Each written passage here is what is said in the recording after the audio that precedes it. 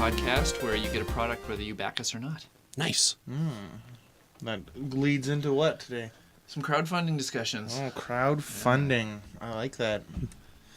Yeah, get into some Kickstarter business and crowdfunding and whatnot. Yeah. But as always, I'm player 1, Dustin Lyon. Player 2, Kelsy Polnick. Player 3, Paul. English. That's all you're He's getting. gonna share on us. Yeah, they know. Wait until I go Prince on you. You're going to have to hold up a sign that has my symbol. Now featuring. Artist formerly known as. How's everybody's week this week? Up and down. Been not feeling great right now. A little sick, but it was productive up until the last couple days. How about you guys? I feel the same way. Kind of been fighting something. I think I got a really stiff neck right now, so I'm like Robo-manning body you. turns. RoboCop. Yeah. RoboCop Paul. Yeah, I had a long night last night, so I'm a little tired today, but other than that... Oh, I picked up the Disney Afternoon collection for $6.75. Nice. Really? That's Yeah. a good collection. It was on the Humble page, and it was so good. I want them to do a physical release for that so bad. I know, I just think they really missed the boat. That's the one that has, like, it's the nest, like Chippendales, Yeah, still one to DuckTales. DuckTales 1 to Tailspin and Darkwing Duck. Is that right? Yep. And they've got, like, boss rush mode on all of them. They've got time trial mode on all of The them. rewind mechanic. too. Rewind mechanic, yeah. It's pretty awesome. Yeah, I really enjoy it. It sounds like the same team that did the Mega Man Legacy collection, and they kind of copied and pasted some of those features, which Yeah. all fit into those games really, really well. Yeah, they're all super fun games. Well, because they were all made by Capcom. Tailspin's not great. It's not the the rest of best. them are really fun. Yeah. Because those were all Capcom games, right? Yeah. Yeah. Yeah, it would make sense to keep the same Capcom team to Yeah. do it again. Yeah. Yeah. Yeah. So I guess that kind of leads into gaming. Paul picked that up. Well, how are you doing this week? I'm doing not too bad. That's It's good. Better than us. You got a haircut? Yeah, I got a haircut. So Looking sharp, playing some X-Wings. yeah, played some X-Wing last weekend. Finally had my first win. Oh, seat of your pants rebel fighter. Yeah, Ah. I won with a squadron of vanilla X-Wings. Nice. So just essentially, Against two. I don't recall the name of the player right now. Oh, no, I don't mean the players specific. I mean, what were they running? Oh, Ties, some scum. it might have been Scum, I think. It might have been Imperial. I can't remember. It's one of those two. It What's, wasn't Rebels. It's only debris left. You can't tell anymore. Yeah, that's exactly That's a it. good one. I like that. What's the what ships do they run in Scum? Is it Rebel Scum No, that's the thing. Is the or is it the Outer Rim Scum? Outer Rim Scum are basically like Boss, bounty hunters Boba and Fett Slave One. yeah, like Boba Fett's Dengar. Boba Fett's the only one in a Slave One that can be played as Imperial or Scum. Oh, that's cool. So, but otherwise everything else is. Do they have IG-88 ship? The IG-2000? I don't know what ship that I is. feel like they might. I Sweet. can't remember 100% for sure, but this sounds like something I've seen on an order list. That's cool. There's a wide range of stuff. Man, I'd 'Cause, like, totally be Scum. I am Scum. Scum apparently actually is pretty good. So, but I like playing with Rebel stuff. So Yeah, Rebel stuff's cool too. Millennium Falcon can't go wrong. yeah. So won my first game with that. Man, I thought it was just Imperials and Rebels. I might have to get into that game now. No, there's a lot of Quite a Scum. few scum So ships. there's a lot of Scum. As scummy as you want. Well, All right. Well, I guess let's do that into gaming world then. Kelsey, games this week? Mostly TV again for me this week. I finished off Clone Wars. I'm almost done Ash vs. Evil Dead Season 1. wait a minute. Okay, go ahead. No. No. Well, No? I'll, Okay. I'll grill you after. Watched an anime with my family called Wolf Children. That was really, really good. Oh, that one's so good. It's very good. We've seen it a couple times, but we kind of sat down as a family and watched it together. Did really did anybody cry? No, because we've all seen it a few times. So Okay. I knew what to expect. And my wife's read the book too. But like, when you watched it the first time? Did you have a good manly tear? No, I'm stone heart. Stone Affects me. Stone cold badass. But I did play a couple games. I went over to my neighbor's and did some Rocket League. He's really good at it, so he was kind of showing me the ropes and explaining the game to me because I want to do an event for it at the store pretty soon. That would be fun. And then one of his favorites as a kid was 007 Agent Under Fire. Oh, Which really? I'd never touched the multiplayer. That's so, the GameCube one, right? yeah, we played PS2, but it did come out on the GameCube. Is that the one that has a grapple hook built into it? Yes, which was pretty crazy. Those were fun levels when you could just like Spider-Man your way around as James Bond. I can recall when my group of friends, when we went out to their house back in like high school and stuff, we had Agent Under Fire and we played multiplayer all the time. As soon as we had the grapple hook, and I think we made it like infinite grapple hook, No, it's just automatically. we were just Spider-Manning all over the place. Yeah. It was mad chaos. And then, depending on what level you pick, you get Shooting webs. different secondary equipment. And so the grapple's on some of the levels. You get jetpack on some levels. Oh, cool. There was a really neat level where you just had a train running in between two stations, and you both have a sniper rifle. And you have, when the train pulls up, one person will get like a confidant come out, and you have to protect yours while the other guy tries to assassinate him. And then you get like extra points rather than just a kill if you can do whatever your mission is. And then so you keep switching back and forth on this tiny little level where you're just sitting across from each other with sniper rifles. Right, I That's can fun. remember Really that. neat. That actually is quite a Yeah. bit of fun. Reminds me of the Halo 1 level where you're across from each other. And it's like a big chasm in the middle. Blood Gulch. No, and it's snipers. There's like nothing in the middle. And it's like a wall, and there's different levels on the wall, and you can go up and down, and you can snipe across. Never In played Halo 1? Yeah. I don't remember that. Yeah, I remember doing it LAN party style. We used to hook up LAN parties and play that level. Or add it in the comments below. What's the name of that Halo level? Yeah. Play Name Paul? that Halo level. That's the PodQuest trivia. Name that Halo level. So, did you burn through all of Clone Wars, or did you selectively watch it? No, I went right through. You were going to give me a list, I was but I gonna never give you a followed list. up with you on Yeah. that, so I just watched them all. And? Lots of peaks and valleys. I love the format where they just have a story arc they want to tell, and sometimes it's one episode, sometimes it's 4 or 5, and they just fill in all these little missions and side characters and stuff. A lot of them weren't super interesting, but I wish more shows would do that format. That was really, really neat to watch something like that. Because last week you didn't really like it necessarily because there's so much nonsense garbage character filler. But it definitely does get better as the show goes on. Like, they start introducing more interesting characters.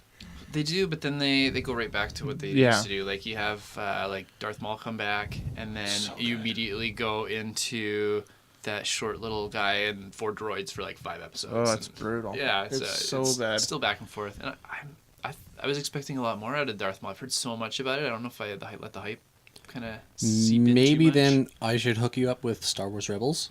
I definitely want to see Because Rebels. Rebels now. is really good. That's what Yeah, I've heard. I've heard it's better. From a It lot is of people. better, and it really... Like, there is a time gap between the end of Clone Wars and the beginning of Rebels, but it definitely really picks up and fills in the pieces Does from... Rebels start off when, like after Order 66, or are we still before that? Yes. No, it starts shortly before... No. Not shortly, but before Rogue One. Yeah. Oh wow. So the Yeah, main yeah, ship before Rogue that's One. in...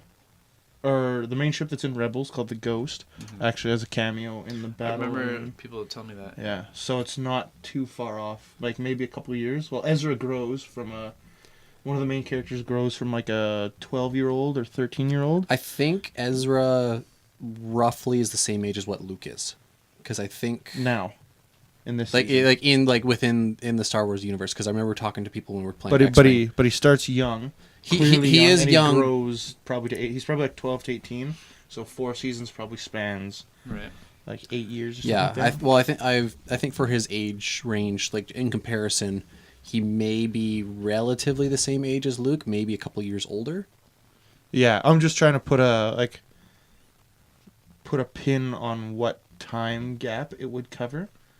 So like it starts and he's like 12. No, yeah, you're right. It's a little bit of time after the end of the Clone Wars, after everybody's gone into hiding and stuff, but it's before Rogue One. Like it's the formation of The the Alliance. rogues. Yeah. So Yeah, it was worth watching, but there was a lot of stuff that I probably should have talked to you. Just skip some episodes. Yeah. And stuff like the Night Sisters. I really don't understand how magic fits into It's a garbage this lore. universe. It's It garbage lore. Seems Yeah. like it doesn't make sense with They everything had to give else. Asajj Ventress something. And they're Yeah. like, this will Which be cool. she seemed like a cool person, cool character. She was cool without that. They Yeah, didn't she- need she- to do that. She never backstory. once used magic. Like they used it on her a couple Yeah. times, but she was just like a cool Sith Force wielder. And they didn't need to use magic on Darth Maul to revive him. Spoiler alert. I don't understand why he had a spider butt when they first found him. Because he was completely insane and that's all he could piece together. But why put a big, non-functional butt on the end of your legs? Because it was that chameleon guy who was also quite shady and a little bit perverted, I feel. And that, like, I don't know. The character was so cool. Like, he's character? easily Darth Maul. Yeah. Easily my favorite thing about Episode 1. And with all the extra dialogue, he seems less cool. He's super, super, like, obviously crazy when you first meet him. And then when he's fighting the Emperor near the end, he's, like, begging like a little baby. Like, that totally kind of broke the character for me. I thought it added more to the character because that really defies, like, people who use the dark side of the Force. Because you're not as strong as you think you are. And then they're always, like, when things don't go their way, when they're really pushed and they can't beat something, they grovel and try to get out of it instead of taking some kind of honorable... I guess it just broke the image I had of him in my mind, where he was always this, like, very one-dimensional, like, I will do whatever you say kind of thing, because he never really backtalked or voiced his opinion or thought he had better ideas. But in this one, he had kind of like a little criminal enterprise at one point. So he, obviously, they had him kind of as like a mastermind. Yeah. Not to spoil it, but you should watch Rebels then. I will. Because Maul does show it back up. Good, because they left that on a huge cliffhanger where Palpatine said, like, I've got more plans for you, and then he never showed up for, like... The interesting thing episodes. about that is they had a story arc that they were going to do, but then the show got canceled, and they released that series of one-off episodes. Mm-hmm. They actually... And then they released it in a comic where Darth Maul's on a prison asteroid in Mandalorian space, Mm-hmm. and then a group of, like, freedom fighters led by... Tano, what's her first name? Ahsoka? Ahsoka Tano. And they go and they attack the prison. It's run by the Empire now. Mm-hmm. And the remnants of Death Watch attack at the same time, and they free Darth Maul. Oh, And Darth Maul and Ahsoka Tano fight together, and I think they fight Vader, and then they escape. Boba Fett's kind of a turd in Clone Wars too. Yeah, I didn't like so they and like I like the original story of Dengar more than how they used Dengar in the show. Like, Bosk was kind of... They kind of threw them in there for fan service. It felt Yeah. like they didn't really... They could use any bounty hunter for a lot of those scenes. Yeah. And I didn't like Cad Bane at all. I thought he was kind of dumb. Live without him. Yeah. Well, after I haven't watched Clone Wars yet, but I would definitely recommend that you check out Rebels now. Yeah. Is Savage a lot of people the worst name in Star Wars lore? It's pretty bad. A lot of people like Rebels way more than Clone Wars. That's what I've heard pretty much unanimously. So I'm pretty eager to check out some Rebels now. Yeah. Paul, what about gaming? Besides you. He's trying to think of a worse Star Wars name. I am. Savage Opress. Yeah, I don't know if it I'll exists. come up with it. But I don't know if we got the time Just for it. blurt though. it out later. Darth Tyrannus. I like that. Oh my god. Gaming. I played the Disney Afternoon Collection this week, which is Capcom's love letter, I guess, to Nintendo 8-bit Nintendo games. platforming. Yeah. So it has DuckTales 1 and 2. It has Chippendale 1 and 2. Chippendale 1 and 2, Darkwing Duck, and Tailspin. Mhm. I picked it up for a screaming price of like $6.75, which its normal price tag is $27. So I was Which like, is still a decent price for those games. But Like, you if know, you want physical copies of DuckTales 2 and Chippendales 2, Yeah. like, those are both closing on like $200 a pop. Yeah. Yeah. So when I saw that, I was like, I have to get it. And I've just been playing away at that. It's got a bunch of like boss rush features and time trial features. The music, I could just put the music on and kind of sit in a chair and read I a book. love the soundtrack to the first DuckTales. Did they do any so- like remixes into the game, or it's just all No, original? They might have. There's a section you can go to that's just for music, and I'm assuming they might have done it in there. Okay. But just you can. They didn't touch the games, as far as So they they- add like a rewind. So they just function. kept them just the way that they are. Yeah. So That's they added a That rewind. rewind mechanic's pretty big inclusion. It is a big inclusion. But I actually haven't used it once. I completely forgot that it existed. All of those games I've beaten several times over without any rewind. I don't think it's necessary for them. Mr. Fancy Pants. Well, DuckTales is like you can beat it in less than 10 minutes. Like it's super short. Chippendale is not a hard game. It's just a fun game. Yeah. So I've been putting some time into that. And then my friend, we were playing Rainbow Six this week. Ups and downs. I was high silver 1, and then we started playing with other people who just bought the game, and my rank plummeted. Plummeted. I'm not even going to tell you what I am, but it's like... Bottom bronze. I've...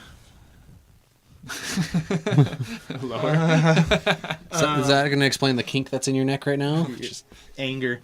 Rage kink. That sounds weird. So he made a roulette on his computer that has different games that we have, multiplayer games, and every time we're like, what do we want to do? And he'll just spin it. Oh, that's a neat idea. Like that. Yeah. So PUBG's been going actually pretty well. We'll just like sit down and was like, what do you want to do? It's like, let's play PUBG. We'll get a win, a second place, and then we'll play some Rainbow Six. Do you feel the game's gotten a little better because they just finished announcing like this week and last week that they've banned like almost 1 million players? We haven't in terms of for like, you know, bots and cheating and... It's something to say about that that's actually quite interesting. But we haven't played a lot of third person. We've been playing first person just in case there's still cheaters. Mm-hmm. China has arrested like 129 people or something like that. And they're charging them because they're cheating at PUBG. Video game. Mm-hmm. Which Is is there- and they're is getting there like some sort of money involved? Like 9 years plus. And the people they might be arresting are people who are making the bots. and then selling them. That makes sense. Yeah. Yeah. So I was like, holy moly, that's Chinese prison. China for cheating in a usually video doesn't game? crack down on like counterfeiting and cheating and stuff. That's pretty bizarre that that's the country going after the cheaters. There must, yeah, I don't know. And besides that, just for TV, kind of plugging through Sopranos, almost done. Never the watched show. it. It's really good. I really enjoy it. HBO usually makes really good shows. Yeah. Really solid quality. Last Man on Earth, been watching that quite a bit. It makes me laugh. It's a funny show.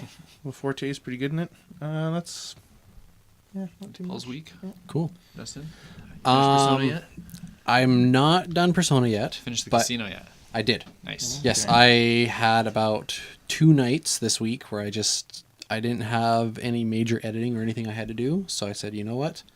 Let's sit down. Let's try to do some Persona stuff. So I got through, finished the casino area, was getting stressed that I thought I was going to run into like a bad ending of the game because you get to that one moment of the game that I don't want to spoil it for anybody. Mm-hmm. But you get to that one moment of the game and I was like, oh, I hope I answered everything the right way. And sure enough, I did. Nice. So I got past it. There was no issue. So I am now... It's not like one of those games where it tries to trick you. Like if you're paying attention to the game, you should be able to answer everything. Yeah, unless you're just sitting there going A. But no, I was paying attention, so I got through it perfectly fine.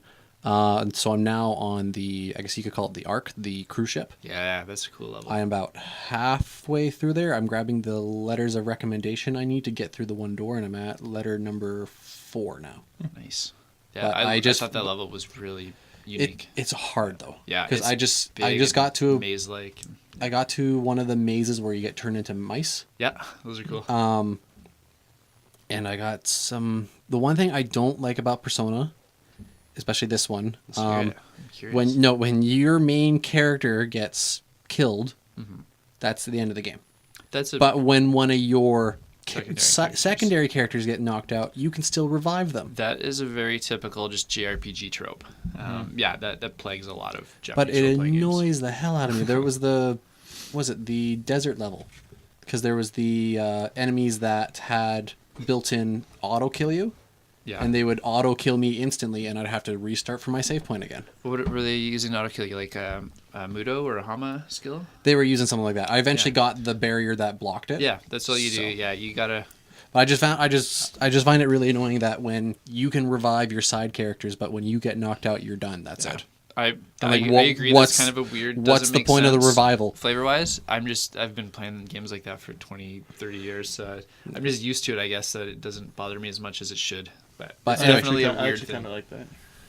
Like Yeah. you have like certain characters that you really have to protect, and like really pad them. Make sure you're. It was only one character though, Yeah. and it's you. Yeah, And they don't necessarily try and make it make sense flavor wise either. Mhm. It's just there in a lot of those kind of games. Yeah. Soundproofing's falling apart. Yeah. All right, anything But else other okay. than So yeah. Persona? So played Persona.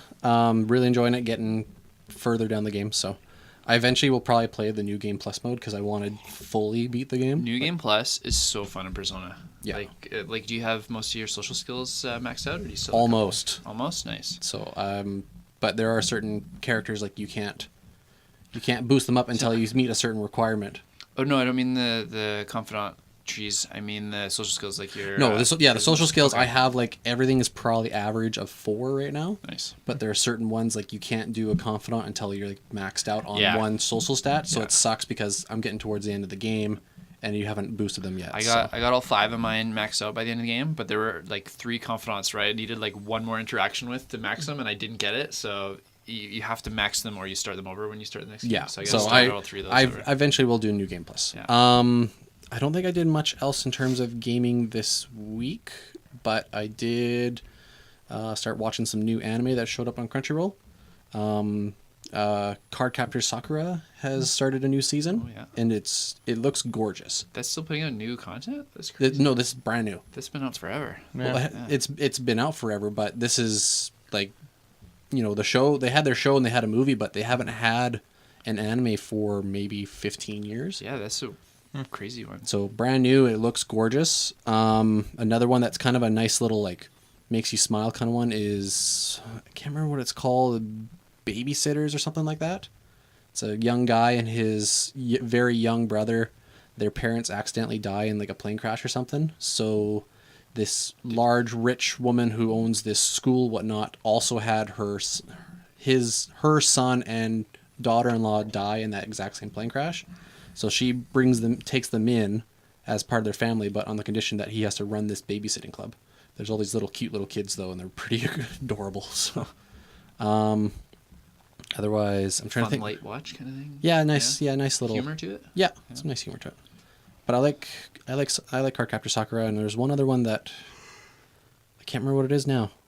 It's one that I've been watching on. Oh no, Fate, and I always get the last name spelt wrong. Fate, a crop to pick. Oh, I can't say it. It's We'll add it in right it's like here. In the show notes. it's like Apocalypse and Acro combined together in one word, but it's a series where Proctolypse? I can't recall. Acropolis? Kinky Rage. Kinky Rage? Yeah. I can't say it for the life of me, but don't know if I've heard that it's a Fate series in the Fate universe where Fate Zero and Fate Stay Night never happened because there was something that altered the history. So this one here is there are 2 factions, each with their own full team of servants fighting each other for control of this grail, and then there's one servant in the middle that's called Ruler, who is Jeanne d'Arc. She is essentially like the judge in between the two, but there's something amiss among everything. It's Like really a Judge good. Dredd judge? Because I have no idea what you're talking about. It's quite interesting though. I've never seen any of the Fate stuff, but I'm familiar with it. I know it exists. So I I'm like ca- the art, and it looks So I'm really catching up pretty. on that, and then with today, they released the new trailer for Star Wars Rebels. Eventually, it's going to get started. I think end of February they're starting that back up again. So I'm quite interested to watch it because I didn't realize it's actually the final season of the it's series. over. I might wait until that's done and then just do the whole season at once, or the whole Yeah, series it's at a good once. idea. You probably could actually start watching the season now, and by the time you catch up, you'll be at the last Not with episode. how he watches stuff. Pretty fast. He went through Went through Clone Wars in a 6 week. seasons of Clone Wars. I guess that's yeah. true. So, Plus Ash versus Evil Dead. Plus, but yeah, that was pretty much for me. So, Sweet. All right, topic All right, time. topic time. Or no, Topic time. news time. News It's breakdown. news time. Jumping ahead It's here. news time. It's news time. First big main Nicholas story. Pickles. Nicholas, this is a show. Oh, yeah. My pickle bro. I have to say I do love your pickle O shirt. Pickle bro. I had a friend buy this for me at one of the Northern Fan Cons, and he also bought one, but he didn't tell me. Oh, no, he did tell me. And he was like, these are pickle bro shirts. Pickle bro. And I'm like, I like that, and I'm into that.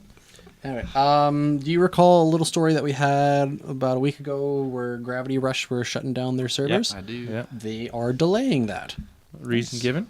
I'll double check because it's been a while since I looked Yeah, at the news because there were a story. lot of fans like scrambling to try and unlock the last few Yeah. I items think and stuff Because they online. couldn't do it when it was offline. Yeah. Like, what was the game that you played? The Jack Black one. Brutal Legend. Brutal Legend. Yeah. recap It was So announced that they were going to shut down the servers on January 18th, only a year after it came. That has been delayed now to July 18th. That's a good gap of time. Mm-hmm. That's nice for players. And there's no real reason, like no comment from PlayStation as to why they've done it, but it almost sounds like it's because of the passionate fans Hopefully. who are trying to. So it's a first party game, so Keep it hopefully going a little bit they just longer. heard that and decided to put a few extra bucks into Yeah. running it. Hooray for the fans of that game. Yeah, There's a lot of things lately where fans just can change public perception and game stuff. Yeah. I don't know why we're laughing. I don't know why we're laughing either. I was laughing at your voice My crack. voice crack. I don't know. Squeaky teen from The Simpsons. Squeaky me. Kelsy gets the grease. Yeah. Whatever that means. So it's nice that they're actually delaying it by another like 6 months to give fans enough time to We'll feel finish a it. good story. Because it sucks, especially like a game only being out for a year and then they're going to shut down the servers. That sucks. Yeah. So. No, I think that's a good move. Saving face on that one a bit. Yeah. Mm-hmm. You know, Um, in this turbulent time for video game developers and stuff like that, you need boxes to. and different. Bungie has like a new public outcry every week now. The internet is on a witch hunt for any and everything they can get.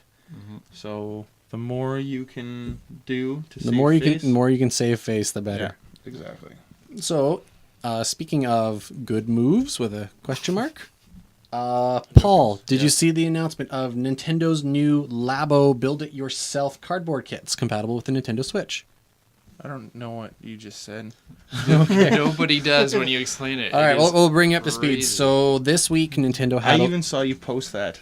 So we have like a Google Doc where we post everything, and I saw him. I read into the other news, but I saw him post that, and I'm like, I'll just let him explain this to me. Okay.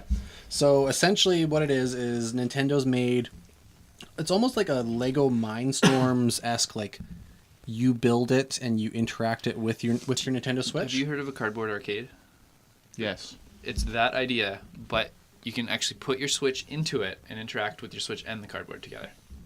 And you buy these little kits that help you build things. That's cool. Yeah, you're seeing the little video here. So there's like a cardboard kit to build a piano, to build a fishing So rod. your Switch goes in front of the piano, you're pushing buttons, and the music's coming out of your Switch. And this is geared towards kids. It's geared towards everybody, because obviously Well, Nintendo fans, seeing- myself, I'm are seeing- going to buy these stupid things. Well, look, there's this robot game where you build a whole backpack and like VR headset. And Yeah, you're, but it was like, a kid wearing it, you're and there was all punching- kids in that commercial. So punching that's buildings geared down as a towards robot. kids. It's so good. And the fact that you're a Nintendo fan doesn't make it geared Sorry, towards what? everybody. A Nintendo fan? Nintendo fan. Tender tapes. Right here, it's I'll put the video up on the actual video here, but to show Because- Paul a little better here. I want to get to the robot part. Yeah, for most of the talk I've heard afterwards is people with children that own a Switch are super excited about this, and most people over 20 are like making fun of it. I don't think it's not a bad idea actually, because it looks like there's a lot of amusing stuff to it, and it looks like the way that they built it. Robot. The way that they built it is that, like, say the backpack for the robot thing is, it looks like there's like little white squares that you keep on certain parts of your backpack, and the motion sensor that's on the one Joy-Con is actually probably reading those sensors, so when it knows this one in the middle has gone up, that you're moving this part of your body. So Nintendo's literally selling cardboard, and they are selling like an extra pack where you can buy like duct tape and like stickers and stuff to like decorate them. So my question is, because this is geared at kids, I don't, it. And me.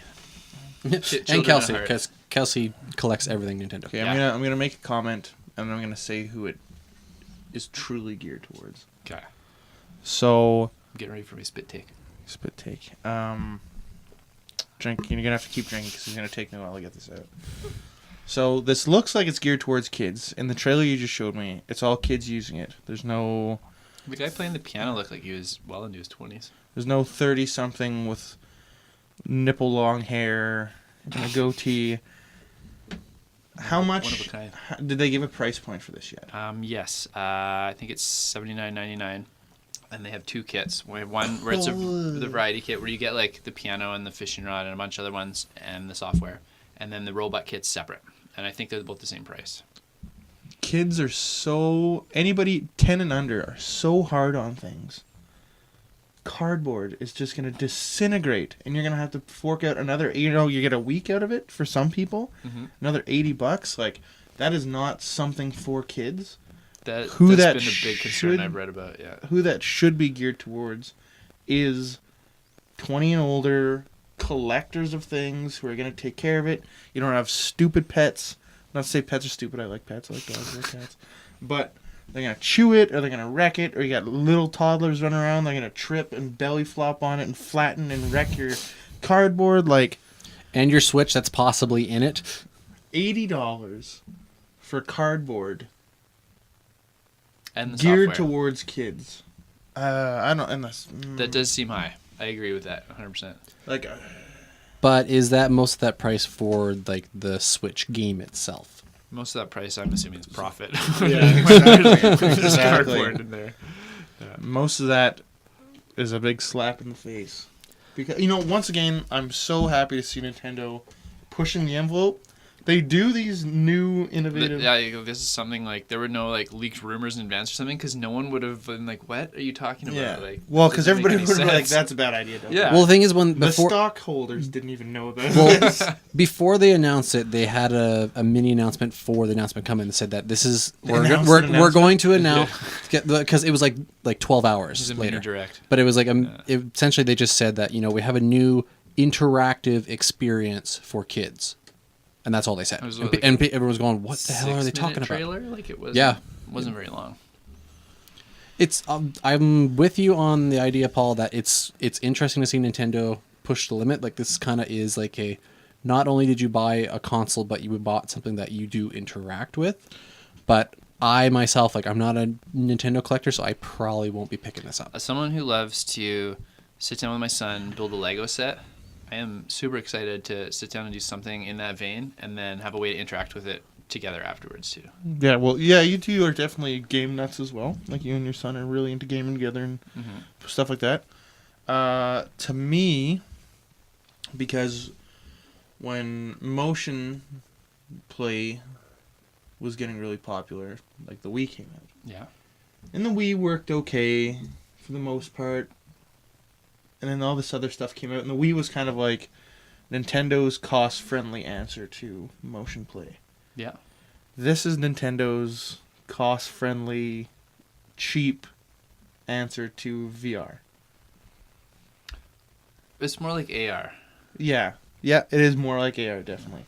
But this is like, got all these companies doing VR, what are we going to do? We're Nintendo, we can't keep up with that.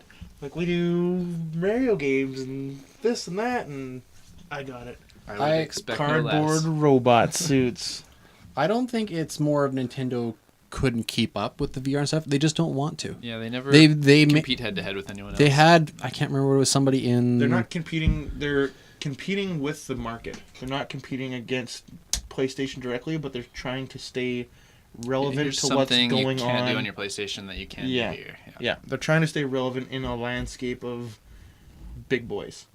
And I don't think it helps their public perception that they've been known as for a few generations now, where they're like the kiddie console. You buy it for your little kids. This definitely doesn't help that. No.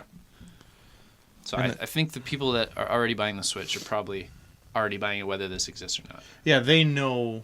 If you're still buying Nintendo products, you know what you're in for. You know what you're buying into. Well, even this last year, like, Nintendo's stepping up their, more more mature rated games, because they released Doom, they got Payday, Skyrim, Payday, Dark Souls. they have slowly getting Dark Souls there. on the way, so Wolfenstein 2 's they gonna be are coming. definitely now acknowledging that we realize that we do have adults who grew up with Nintendo, so let's give them some more mature rated games. Yeah, they're going back, like, the last time they did that was the 64. They had Duke Nukem and they had Doom 64 Yeah, on it. and like the only ones that Conker's Nintendo's Bad ever Fur Day. published. Yeah, Nintendo published that one. They Yeah. did Eternal Darkness on the GameCube. That's right. And then there was like a huge patch of nothing until like Bayonetta 2 was probably the next most mature thing they put out after. Yeah. Yeah, because they had Resident Evil 4, but that was Capcom. Yeah, that was a deal they made to put out like 3 exclusive Resident Evil games Yeah. on the GameCube. Yeah. I don't know. It's interesting. I'll say that. I'm not yeah. going to pick it up, but I definitely say it's interesting. You guys can come over and we'll be giant robots together at my house. Okay. We could just play Rad. We could. I have Rad as well. I love that game. What about you get to be the Rad robot this time. I am a Rad robot, Kelsey. default setting set to Rad? Yeah. All right, and then I had one last news story to put on here that I just found out a couple days ago that I didn't put up yet. Dragon Ball Super anime potentially ending. They had announced through a Japanese website that they are going to conclude Dragon Ball Super in March, but that doesn't say that Dragon Ball is done. Is this a situation, because I haven't watched any of this, where What was the last Dragon Ball content you fully watched? I never finished probably the original run. Like, I watched a lot of that, just Dragon Ball. Mm-hmm. I watched about half of Z and then got bored. Yeah. But is this a situation where they have enough time and advance notice where they can actually end the series that they're doing? Or is this one of those, like, they're cut and they didn't actually get to finish the story they wanted to tell? Well, I think they... Are you caught up, Dustin? I'm pretty caught up with where they are right now, like what they're doing. Like I haven't watched every episode, but I know that they're in this big universe tournament. Mm-hmm. So the universe tournament's probably set to conclude in the next 4 episodes. I would hope 2 because I'm kind of bored of it. Yeah, it's pretty rough. But I think it's looking like 4 because I always like preview like 3 episodes in advance. So I think it's going to be over pretty quick. So that would put us into February, and then another 3 weeks or 4 weeks to wrap it up before March, or into March. But as they said though too, like they didn't confirm that this is the end of Dragon Ball, because especially with Dragon Ball Fighters coming out, I can't see them not doing any more Dragon Ball content. There must be some sort of maybe a new animated movie or something in the works. I could see them wrapping Super up with a movie. Wouldn't be a bad idea, but they've opened up so many little things in this newest arc that it feels like it's rushed. It feels like something's going down where popularity on the show might be waning a bit. Well, they also had the unfortunate death of Bulma's voice actor too, Right. So they're gonna have to deal with that. Whether it's very replacing the actress or... She doesn't play a very big part in the show. Well, she's still important though. They could write her out of the show, I don't too, think right? she's important. No, I don't know if they're going to write her out, though. She was important in Dragon Ball, and then she was just fan service throughout Dragon Ball Z. Like, she's not an important character. She's a character. On the same level as probably Yamcha.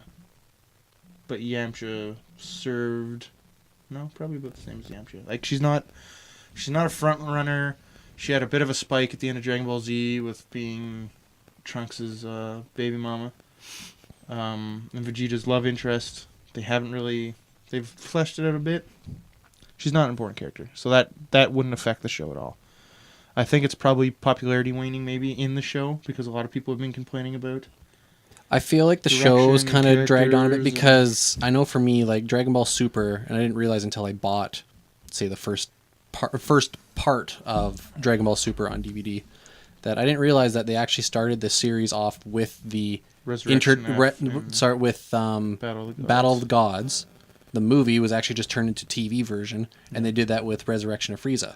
So the first 2 arcs of Dragon Ball Super are the 2 movies that I've already watched. And then Which they were really good movies, but I don't want to watch, something that's taking how much time, like 2.5, 3 hours worth of anime content that was done in an hour. And the last 3 big arcs have all been tournament arcs. Mm-hmm.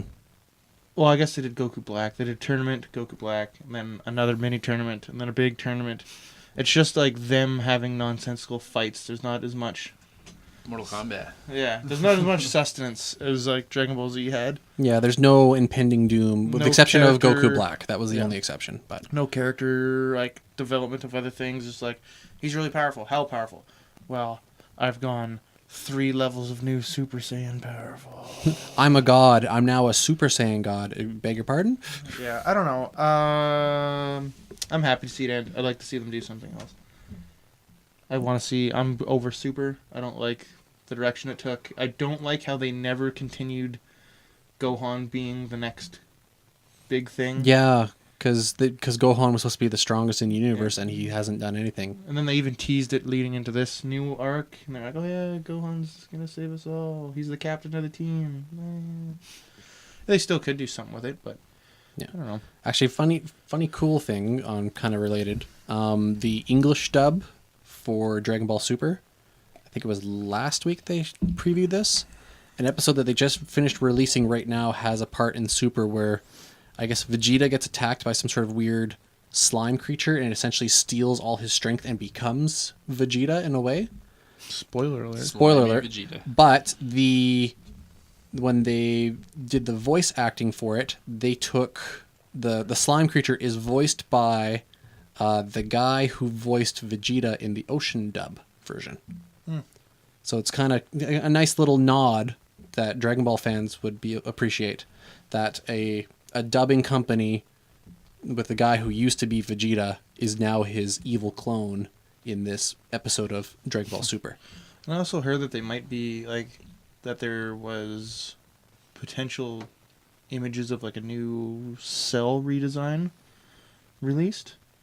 I don't remember hearing anything about that. Yeah. So Do you think they're going to bring Cell back? I don't know. Is the manga going to keep going? Are they just taking a break from Super, maybe? From animating it? Maybe this is the season finale. And they're going to take like you said, because they've been producing if episodes they've been pretty weaning regular- on Dragon Ball regular. Super, maybe they need to wait for, say, Dragon Ball Fighters to help boost the popularity back up.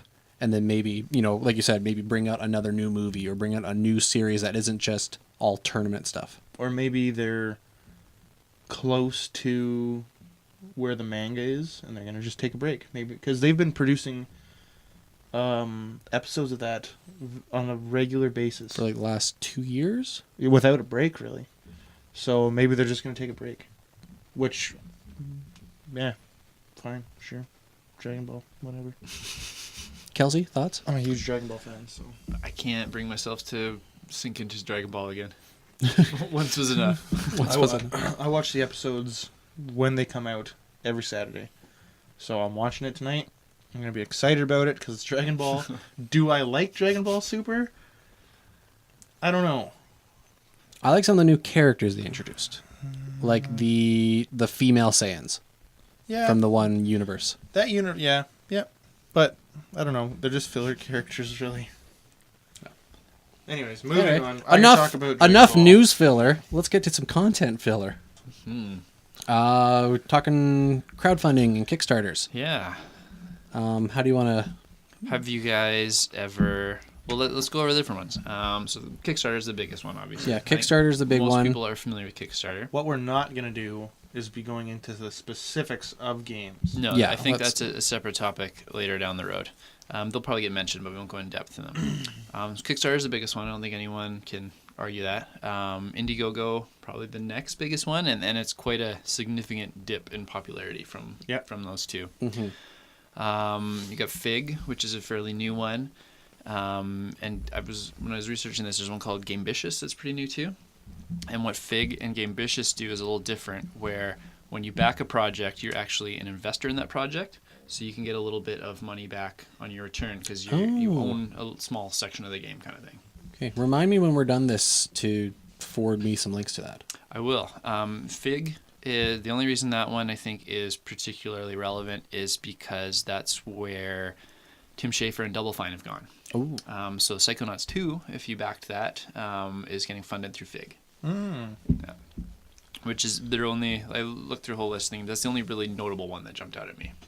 From Fig. From Fig, yeah. There's Fangamer 2, I think, has some stuff. There's a whole bunch of smaller ones. Because I don't know if they were like a full Kickstarter-esque website, but they did back the... what's that? It's coming out this year. It's the Castlevania-looking... Bloodstained? Bloodstained. That one's Kickstarter.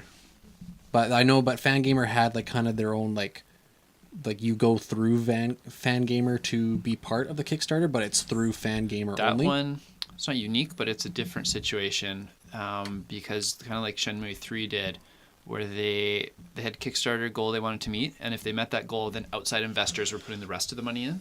So they're only partially funded through Kickstarter. It was just enough to show other people with tons of money that, hey, there's enough interest in this that if you back us the rest of the way, you'll make your investment back. Okay. Yeah, those ones are kind of interesting. But Fig and Gamebitious too, I believe those are just video game related, like kickstarting sites. Okay. Whereas Kickstarter and Indiegogo, you can fund whatever you want in there. Board games are super whether popular it's too. technology, Your own games, technology, arts and crafts. Yeah, they do a ton of Sneakers. stuff. sneakers. Yeah. Yeah. Have either of you used any of these sites? I have twice now. I missed out on when it was still on Kickstarter, the Shantae Half Genie Hero. I did too. I missed out on it by like a week, which sucks because a friend of mine got into it and he was na na na na na. So I was okay, friend. fine, whatever. So I missed on it, but I did on the Cyanide and Happiness Joking Hazard card game. That's a cool game. I got the Kickstarter for that, and Lots of board games through Kickstarter. yeah. I got, because I went through it, they gave me an option. Hey, do you want the regular looking box or do you want a special box? I'm like, give me the special box, man. So it's really cool that I was actually just playing it last night at the store when we were done by Schwartz. On the very bottom of the box, it says essentially to the point where you are a very classy person because you helped back us on this version of the Kickstarter edition because you didn't want just a regular retail version, and we appreciate that. Yeah. So I got that. They gave me a free play mat to play the cards on, so that's something that you can't get in stores. Yeah, a lot of the Kickstarter tabletop games give extra little unique promos that they don't ever sell afterwards. And my second one is another Cyanide and Happiness, which I just did a little while ago. Cyanide and Happiness has a click and point adventure PC game coming out pretty soon. So I backed that, and I backed enough money on it that they've given me my own locker in this game because I guess it takes place in a school. So they sent me an email and said, tell me about yourself, what do you like? What would you have in your locker? What would you have in your locker? So I sent them all that information. So I'm That's really happy unique. that Yeah, when it that's pretty comes cool. out for me to go and track down my locker. Because usually it's just like you get a credit scroll or maybe your name in the game. That's pretty like specific to you. That's kind of cool. There was a lot of different ones too, because like they had, I think these ones were like the $80 funding range, but there was like 3 different ones. One was you got the locker, another one was you had a tombstone, because I guess there's a graveyard that shows up somewhere, so you could have something written. And I can't remember what the third one was, but it's kind of something similar to that. So it's like, pick one of these 3 things, and we'll customize it to based off what you send us for your information on you. Was the locker the highest money valued one you can buy into, or are they all? There priced the was way same? more. Like there was like As far as But the did they cost additions. more? Like, did your tombstone cost more in the locker, or were they the same tier? What was the oh locker no more no is they one of they them. were the same tier. Because I So, think like, a locker would be cooler because you can have more stuff than just on a tombstone. I think that's why I did Put a that cool too. little death quote on there though, if you had something. But Put a little death motto quote to sum your in night your up. locker. But they had other stuff too, where Have like your Freddie Prinze photos on the inside. they had other stuff too, like if We didn't go to high school, but if you donated- Of course. they had other stuff too, where it's like if you donated $1,000, that they based off of your description stuff, they would make you an NPC in the game, and then more money you become a talking NPC or So, whatever. If you're not familiar with Kickstarter too, what Dustin's explaining is they usually have tiers. So you can almost all of them, like you can throw $1 in and just support the project, and sometimes they'll get your name in the credits. And then they'll have tiers where you can like buy the game, typically at the retail price, and then they'll have like special editions, and they'll have like a lot of them have crazy goals, like give us $10,000 and we'll fly you down to have lunch with the developers and spend a day. I wish I had like $10,000 to be a producer for a day kind of thing. Yeah, and they'll usually like put your likeness in the game or Let me see like here. your they'll record some voice from you or something. I'm just double checking the Cyanide and Happiness website. Just double checking. Let's see, how much did they do? Yeah, see they got like posters as well as the game, Soundtracks soundtracks and stuff like just that. under 15,000 backers pledged $575,000 to bring the project to life. That's cool. Have you ever backed anything, Paul? I almost backed So close. Street Fighter Special Edition. no Battle Chasers Night War. I'm not familiar. It's RPG based on a Dungeons and Dragons comic book made in like 99 2000, and it's really, the comic book was so good. It's really awesome. The guy didn't finish it. Mm-hmm. The guy left the comic book industry like 3/4 of the way through doing this story. I think you might have mentioned this on an earlier podcast. Yeah, and then he became a game developer, and now he's become good at what he does and somewhat recognized. Mm-hmm. He was like, well, I want to go back and finish this story, but in a video game. So I almost backed that because I wanted to see this game so bad. And it's like a classic RPG style game, turn-based story that I love. The Kickstarter gave you like original. I don't think they gave you any prints, and that's why I didn't do it, because I don't have a physical copy of this comic book because it's so hard to find. Mm-hmm. But they gave you like digital copies of it and digital copies of like new comic book content. So if they would have given me physical copies of the original comic book that I can have on my bookshelf with all my other stuff, because that's like a big gem for me, is to have that comic book. I want it so bad. I would have been all over it. Like, yep. Like if it's $200, here's $200. If it's $500, here's $500. I would have like jumped into it, no problem. Sorry, I just want to interrupt. I found the tiers that I was talking about here. For Cyanide Happiness here, there were the tiers of, for $55, you had a permanent record that you could access, like what you've done in the school. $75 to have your own custom graffiti tag in the game. A tragedy memorial board. So I guess some sort of huge tragedy happens where you could be on there. The locker, which is the one that I went for. And then there was the gravestone in the cemetery. Those seem a lot higher than I was anticipating. Yeah. But on top of, you get a copy of the game, you get a bunch of extra stuff. So, because that's one thing I like about the Kickstarters too, is that when the higher up you get, you still get the lower tier stuff. They usually stack it up. What was the highest dollar value thing? Highest one, $5,000. $5,000 for executive producer credit. You get credited as an executive producer. You get 9 extra game downloads, and you get every reward from $45 tier and below. So, the one below that, $1,000 to get killed in the game. Oh, that's kind of interesting. And they usually have stretch goals too, which I forgot to mention. Where if they make their initial goal, the game happens. That's it. But if they make like $100,000 over, then we're gonna throw in this bonus feature, like a new mode or like a multiplayer or something. And they'll often have like some pretty ridiculous stretch goals, and some of the bigger names have hit all of those, and then the development time just ends up taking forever. Yeah. Well, it's funny with that too, because like going back to like the Cyanide Happiness one, like they only made the stretch goal of $500,000, so like they were just like $25,000 shy of doing a PS4 release, but they did make a longer story and a side quest stuff. But one of the reasons why I'm kind of interested in Bloodstained when it came out, their stretch goals got destroyed. Yeah. They ended up, let's see if I can find it here. They went so far, funded, that they actually had to create more stuff. If I remember right, while they were like hitting all these stretch goals, they're like, now we need to make more stretch goals, and they just kept adding and adding. Cool. And that's one of those games that's taking forever development wise. Yeah, because they had on their last stretch goal they had was at $2.5 million. They would put a classic mode in, where they make everything sound, I guess, 8-bit and stuff. Yeah. And then at that point they're like, oh, we need more stuff. So they had a basement for their funding come in, where they had $3 million for a Wii U port. That's probably not going to happen. It's not. I backed the Wii U one, and that's the one I chose. And they put out a big sorry, the Wii U is just not going to be a viable console by the time this game comes out. We're moving all of those pre-orders to any other console you want. So I moved mine over to the Switch. But they ended up funding double what they started with to $5.5 million to put in a boss revenge mode. That one is one at the time it broke all the records, but I think it's been destroyed a couple times since then.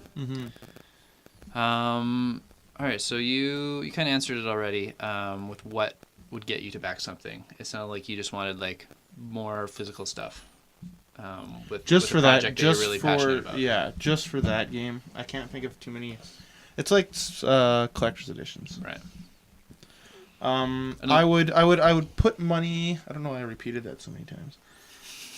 I would. Pretty good. I would back something, if I'm really, really into it. Like I said, that Battle Chasers game, but I like it. I like the idea of it.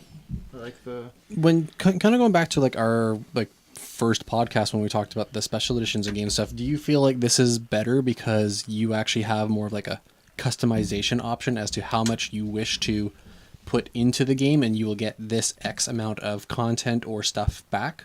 Definitely, and it's something that's more tailored to you usually that you can get. Like you said, they gave you options of what you can do for your cyanide and happiness and things like that, which I thought is a really... not totally unique like you wanted, but it is a lot more limited than going to a store and just being able to buy the same thing that 100,000 other people can buy. And it's, if you're really into the project, if it's something you want to see, it gives you the ability to be like, this game, I helped create this game. It's something that I've wanted. It sucks when it doesn't happen.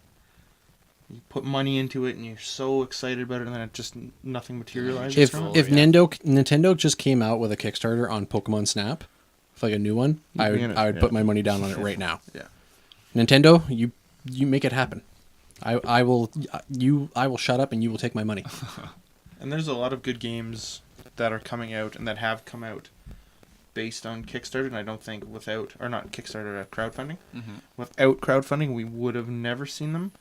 I'm worried that it's now becoming a trend of companies to be like, well, we were never going to make this game in the first place, but let's just put a thing out there, and if they crowdfund it, like, it's pretty crazy, because the initial intention was like a person's passion project gets funded through this. Yeah. And then after it was so successful a few times over, it became like now a company can just eliminate all the risk and they can crowdfund something where they could have made it anyway. Which is garbage. I was going to say, look at the joke that South Park made. They did that, where they basically made a Kickstarter program where it was just people just gave them their money and they didn't do anything. Yeah. Like that was the whole punchline of the entire episode. And there's lots of games that have been like that, where people put money into it and then just nothing happens, or they release an unfinished game. Yeah. Or they do a Kickstarter and the person disappears with all the money. Yeah. There's been some lawsuits from stuff that got funded in 2011, 2012 that just disappeared. Yeah. Well, and the other thing, it's like, well, here's an unfinished game. What's worse? People just disappearing with the money? Like, that's pretty bad. Or a company being like, fund our game. Here's a horribly unreleased game. Now we're going to move on to something different and make it with all the money that does suck a lot, but I think most people back in the Kickstarter know that's a risk. Yeah. They're putting money into something that's unproven, so it can definitely be terrible when it comes out. And I don't know, you get what you pay for, I guess, because there's a certain amount of risk to that. I've backed a bunch of Kickstarters, and I'm still waiting on most of them to come out. Like, none of them have ever hit their initial release date. Oh, wow. Ever. Well, let's look at something that you got recently, your screens unit. Yep. You and a friend of ours backed that. I wish I had backed it too. But it took you guys, what, a year, 2 years to Almost finally 2 get your years product? After we got in like the last 5% of the people for it, and it's this awesome little box that you can do all your streaming through. It can have 4 HDMI inputs into it, out to one TV. We'll use it on a Star Fox video that you'll see pretty soon. But yeah, we wanted it for an event 6 months after it was supposed to come out, thinking that was a good buffer, and we got it 2 years after it was supposed to come out. 2 years after the event. We missed 3 big events that we wanted it for. Yeah. And it was because we were so late. Apparently they'd shipped out 90% of the units, and they were having some production problems after that. So we had to wait while they figured all of that stuff out. It's a cool unit too. Yeah, it's really cool. I wish I had one. Yeah. What else did you? Mighty Number 9, I backed that one. Bloodstained, I've backed. There's a TurboGrafx CD game that I backed. Where that one was supposed to be out this month, but they ran into some legal issues with the name on it. It's a game called Henshin Engine, and when they tried to, they have the game done, they have all the art assets done. They tried to just make it a legal copyright. And they found out another company in the U.S. had the same name. Interesting. So they have to change all the art assets. You think that would have been at the very beginning that they would have done that. So that one's getting delayed while they redo packaging and title screens and There's stuff like one that I forgot to get into it, but I actually should have went for it. Was a little while ago, I was at my grandparents' place, and we found an old board game that I think belonged to my mom that I have now. It's called Stop Thief. Mm-hmm. It's a little board game that you set up with this little, it almost looks like a phone/calculator. But it's essentially you in the game as a board game. You play as detectives trying to find this thief that's somewhere on the board, but you can't see him. You can only hear him. Sounds like Scotland Yard. So you have to I guess it's kind of similar. So you have to figure out where he is based off the sound clues that the device gives you. And there was a Kickstarter that somebody was making a new revised, like, new century version of it. And I was like, that is so cool, because it was like just that week I had picked up the board game from my grandparents' place and put it in my storage. And then I saw that. I'm like, that would be so cool to have this new updated version of it, because this old one is from like the 1950s. Like, it's an old there's version of it. A lot of Kickstarters that are just like, passion projects. Like, I love this thing as a kid. I want it updated so another generation can love it. Yeah. Back some books and stuff too like that, where they want to reprint a book that's been like out of print and copyright's gone up. What are your guys' thoughts on the initial idea of crowdfunding, where you can bypass a traditional publisher? You don't have to go to Capcom to get your game out, or Xbox or Sony. You can just go do it yourself if you have enough fan support for it. I think it's a great idea. Even with the risks, you think it's worth it? It's a great idea if it's executed the right way. Most of the time, these are people that are not business people. So there's very little guarantee you're going to have it done efficiently and properly. The best you can kind of hope for is transparently, I think. The theory of it is great, because it gives independent companies a chance to shine when they normally probably wouldn't get a chance to shine. It gives us new, unique content that we probably wouldn't see from people who aren't trying to play it safe in a landscape of... Sure, yeah, that's a big one. You don't have to meet like ESRB ratings and like console-specific development styles. Like, you can do what you want. Yeah. It gives a chance for the little guys, small studios, to get a jump, which then produces more jobs for people just coming into the industry who want some experience working on something and doing these builds, whether it be in anything.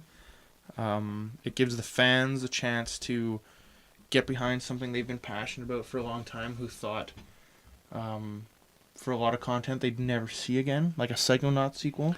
It seems like one of the big themes of the games that make the most money on them is that they're big middle fingers to big companies and established franchises. And they're placating to... You're not doing another Mega Man game, we'll make our own Mega Man game. You're not doing another Castlevania game, we'll make our own Castlevania game. You're not doing another Banjo game, we'll do another Banjo game. But not as a big middle finger, and probably one of the best Kickstarter games ever came out, we forgot to mention, Shovel Knight. Yeah. Look at the amount of money that went into Shovel Knight. They had so much money that they said, okay, we will... Like, I think they're still finishing the last... extra DLC for it right now. I do see that one kind of as a middle finger to companies. I do it's too. Like, hey, we have this amazing game that could have come out 20 years ago and would have been so awesome, and they're like, well, that's not modern. It's not 3D. You don't have online multiplayer. Like, they said, we can't publish this. And it's like, okay, we'll go publish it ourselves. So I still see that kind of a middle finger to some of the big companies. Yeah. That it did so well too, and it's still doing so well. Like, they just put it out again on the Switch, saying that there's a couple other ones like Meat Boy. Just came out on the Switch, and they're like, Super Meat Boy. It's selling as well on the Switch as it did when it was initially released on the Xbox.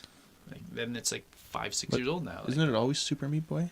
Yeah, and I think they did a sequel. No, they're working on Super Meat Boy Forever or something like that. Yeah. So, in theory, it's a great idea. There's always going to be scumlords that take advantage. Sometimes I don't think it's bad intentions like they do. I think it's people but don't there understand are what there they're are getting people into. whether or not but there are people who will take advantage I think because of the model and not being business minded, a lot of them get in over their heads and then they're like 6 months behind on this project and they don't have enough money anymore. They and wasted all the money. Yeah, and they come out with this apology video like we screwed up bad. Yeah, I think a good example of that's Exploding Rabbit. They're making a game called...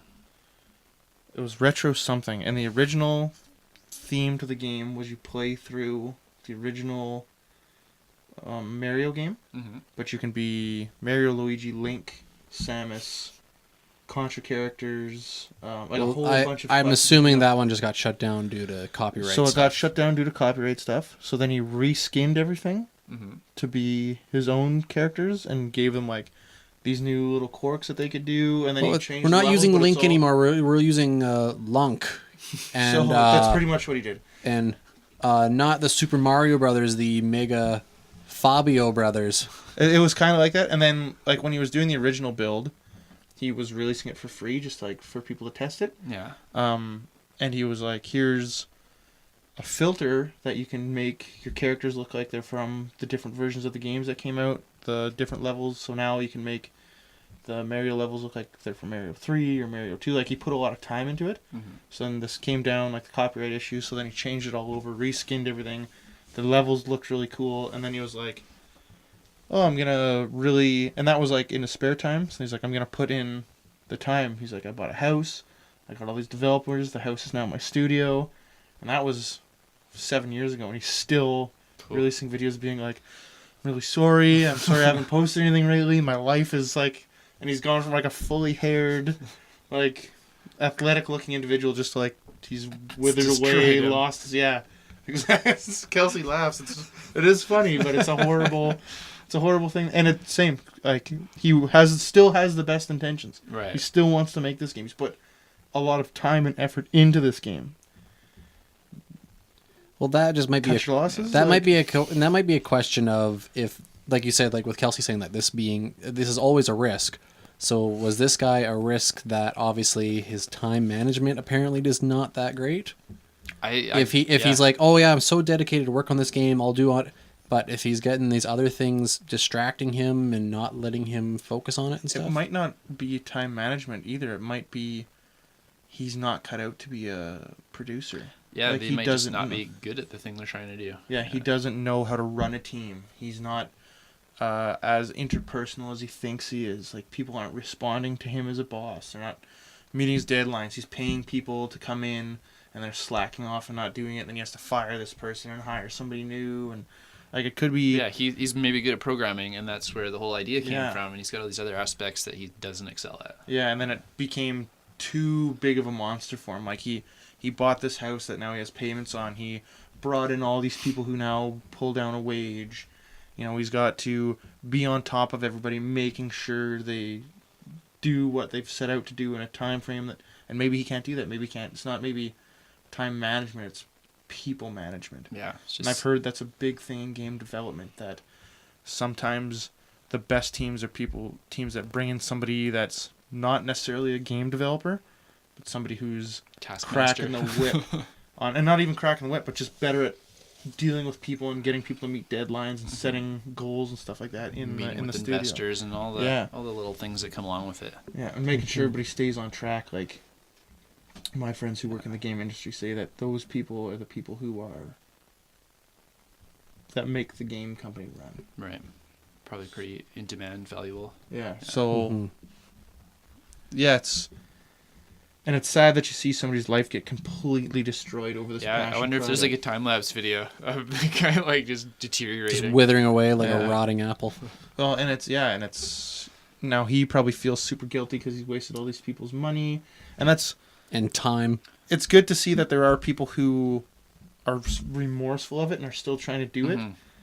But you get to a point where with a situation like that where it's been so long, like some of your backers may be dead. Yeah. Some of your backers like cannot run it on the hardware they had originally with whatever it comes out on eventually. Like, when you take that long, like there's all these issues that pop up where the original fan base just might not be there anymore. Yeah. And is it worth your life? I'm sure people, might understand. They'd be like, yeah. 7 years, you've thrown your life down the toilet for us. You tried to make it work.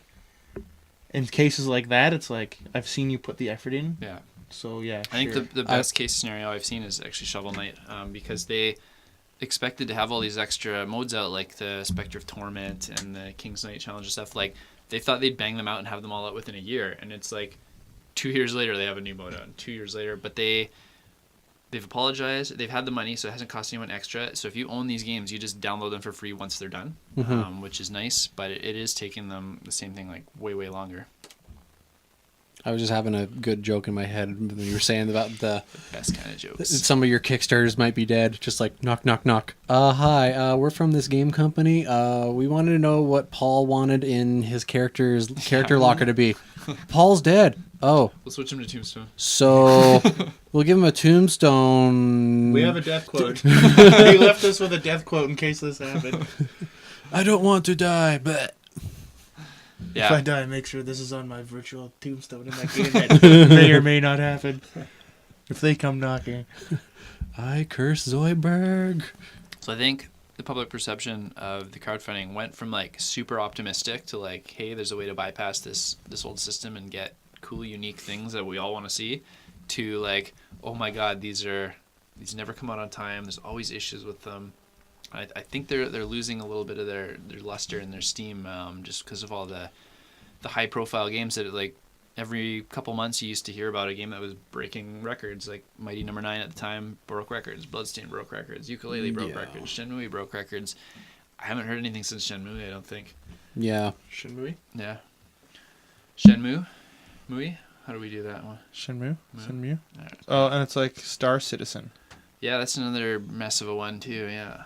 Like that game. There's countless examples. Yeah, both video game and there's been a lot of board Well, I games guess and stuff too. that kind of sums up that, you know, like you're saying, like Kickstarter is a great idea if it's executed properly. It's amazing, but there are, you know, like Paul said, there are people who are scum who just bypass the system and get money. Minority. But there are also people who, you know, they set up the project and they have all the best intentions, and just like you said, something obviously comes up and they just unfortunately delayed. Yeah. Like maybe with the screens unit, like as much as I was cussing and hating them for you because I was quite annoyed, if they had a technical glitch and it was bringing everything to a grinding halt, then of course they're going to be working on that as soon as they can to get it back up and I've been running. waiting as long for other things. The thing that annoyed me about the screens unit was their communication. They weren't putting up videos like, hey, we're sorry about this. Like, hey, this is why we're behind.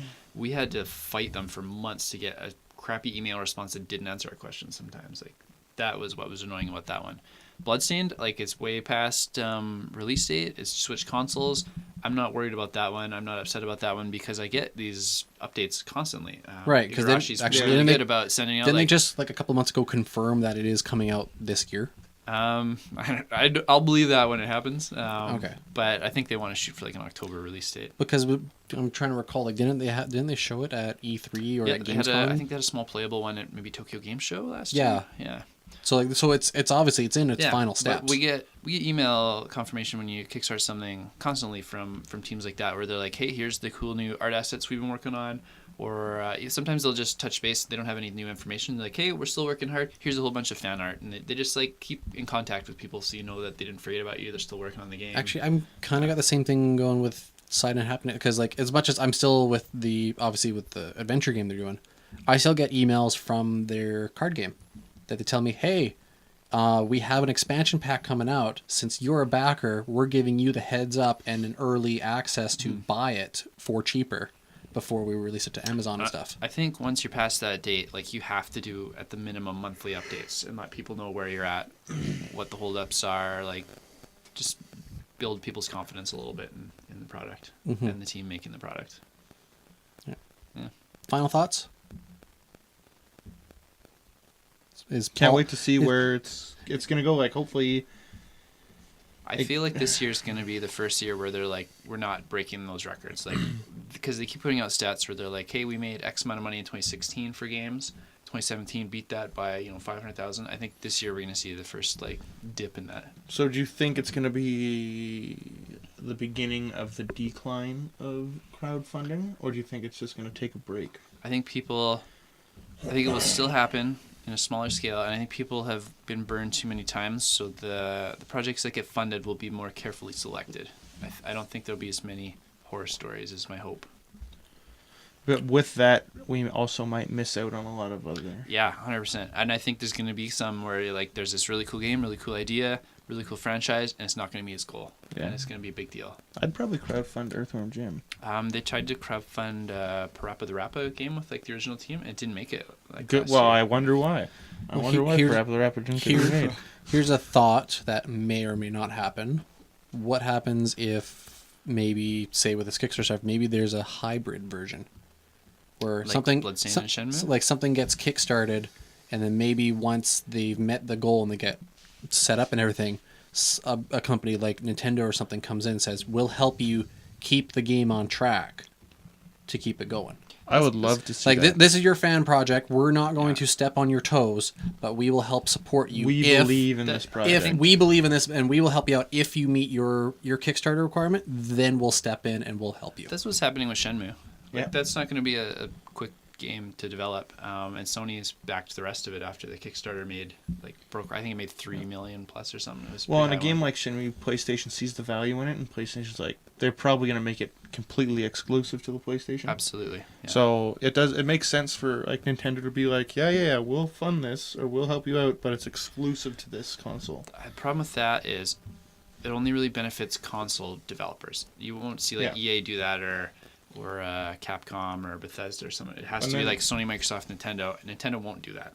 No. I would have said Sony wouldn't do that until they did it with Shenmue, just because Japanese companies tend to. I guess that's a very Japanese game too. But maybe Nintendo will be the next one. I don't think that will ever happen. And the problem with that too is like, on announce, people are like, oh, this might come to the PC, yeah, and then a company steps in and they've already crowdfunded. It's like, yeah, it's not. It's going to be on the Switch. It's like, I don't have a Switch. I don't want to buy a Switch. It's like, well, you gave me your money. That's too yeah, it's unfortunate. I have a really bad problem. Here's your copy of the game that you can't play. With I buy into hype really, really easily. Yeah, you do. So when they kickstart things, like I'm like, Mighty Number 9, like this. Yeah, this is gonna be the greatest thing. I actually really liked it. I don't want to trash that game like everyone else does. I had a lot of fun with it. I haven't played it yet. But I see these projects and I get really excited and try and scrounge up money and throw at them because I want them to happen, and I need to curb that personally. I don't own Earthworm Jim 64. Yeah. Okay. I do. Wait, there was an Earthworm Jim 64? Yeah, and it's like Mega Man Legends. Ooh. I haven't played it. I really want to play it. Let's get this podcast done. Let's get out that door. Yes. All right. Well, I think that's going to leave it for this Groovy. episode. Groovy. I've been watching Ash vs. Evil Dead, so also Double very meaning. timely. Yeah. So I think that'll do it for this episode of podcast. Leave us what your comments are. What have you kickstarted or crowdfunded? What are you still waiting on some? Have you had bad experiences with them? Yeah. Do you want something to be Kickstarted or crowdfunded? I have a huge list of that. Oh, Harbinger Down. Have you ever heard of that movie? No. I don't So think when they did the prequel to The Thing, okay. it was all done with practical effects originally. Yeah. Company spent a ton of time doing everything really well, and the story played differently a little bit. The studio got a hold of it and said, we want more CGI in the movie, so they re-CGI'd it. Has that ever been a good thing No. in the history of movies? No. No. So then, and like there's video and stuff of all the things they made that look so amazing that they just glossed over with CG. So then the company that did it said, well, we want to make a movie that is our vision. So it's called Harbinger Down, and it is the still #1 leading crowdfunded movie, and it was made made so much money so fast, and it's like essentially The Thing on a boat in the middle of the ocean. I haven't seen it, and it stars Lance Hendrickson. Been meaning to watch it, so maybe I'll try to watch it this week, and if I remember, I'll do a crowdfunding update on whether or not it works in the movies as well. Cool. All right. Well, I guess that leaves it for this episode. See you guys next time. Bye-bye. Crowdfund PodQuest.